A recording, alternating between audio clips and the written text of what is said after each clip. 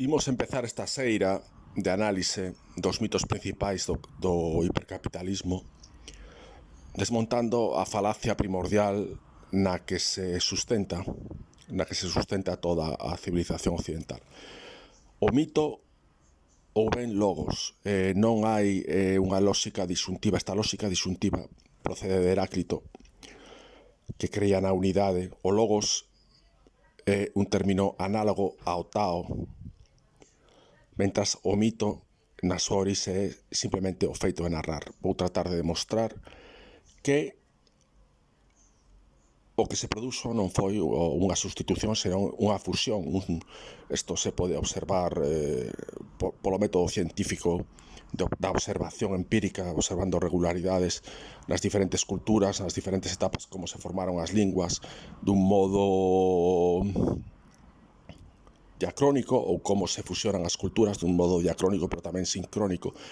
É que vivimos nunha época, desmontar a falacia primordial de que vivimos nunha época post-religiosa, que vivimos inmersos na mesma nun proceso histórico que é plenamente religioso, onde se fusiona o mito e o logos, e veremos as consecuencias disto.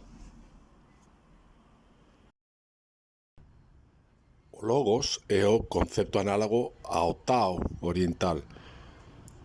É reducir todo ao uno, a un deus. É un reduccionismo que está moi relacionado co concepto de verdade, como veremos, que todo é verdade, pero non co de realidade, co de objetividade.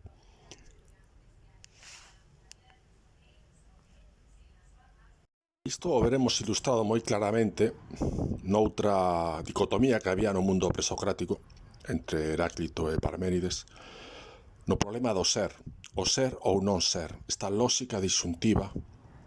Se non eres capitalista, eres comunista. Se tes 40 anos, se non tes un coche, eres un perdedor. Esta lógica disyuntiva do ser, tratada por Heidegger na súa viaxe hacia o descubrimento do concepto de verdade como contrario á realidade, inunda o mundo, a religión capitalista, o ser, tanto o non ser como o ser vacío, nas súas diversas manifestacións, o ser baleiro, o ser baleirado de sentido da vida, como no tema mitolóxico da narración, como a acusación xurídica de ser. Isto é puramente mitolóxico.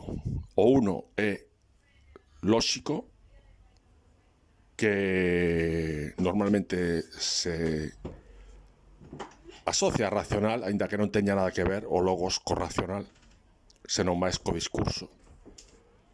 E o ser é un mito.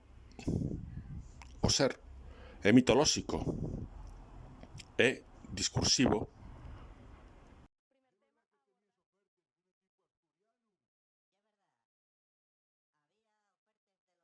Como nos estamos vendo algo e alguén nos está explicando o que estamos vendo.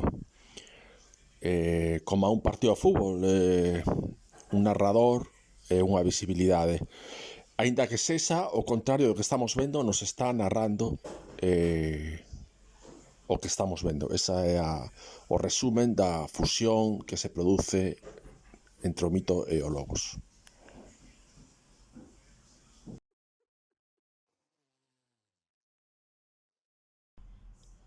Por poner un ejemplo concreto de esto último del narrador y la realidad, cuando se contradicen, tenemos hoy en la actualidad un tema que pasará desapercibido entre la avalancha de información, pero hay un ejemplo claro de este punto concreto, es el tema de Julian Assange y Wikileaks. Wikileaks hizo visibles los crímenes de guerra de Estados Unidos y Reino Unido,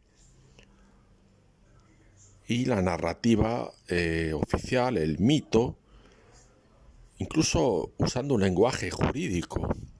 Es que el lenguaje jurídico la acusación que se le formula es de ser un espía. Tenemos aquí de nuevo el ser o el no ser y la diferencia con el hacer. Con este caso concreto terminamos por hoy. Espero haberles aclarado esta confusión en un mundo tan confuso, con partes ajenas unas a otras, aparentemente compartimentos estancos, pero que se pueden relacionar perfectamente unos con otros sin llegar al reduccionismo de una religión, una ideología, simplemente con la objetividad, un multiperspectivismo desde el